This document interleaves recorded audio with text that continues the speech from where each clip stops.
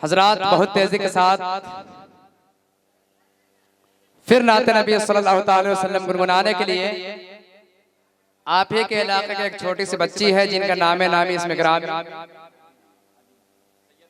सैयद अदीना परवीन, इस शेर के साथ आवाज दूंगा।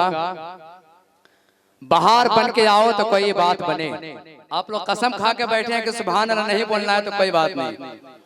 अगर काजी शाह शिकरुल्लाह साहब का आपने सदका खाया है तो पूरा मजमा दोनों हाथों को उठाकर बोले सुभान अल्लाह या रसूल अल्लाह के बाहर बनकर आओ तो कोई बात बने, कली कली को हंसाओ तो कोई बात बने, बाहर बनकर आओ तो कोई बात बने, कली कली को हंसाओ तो कोई बात बने।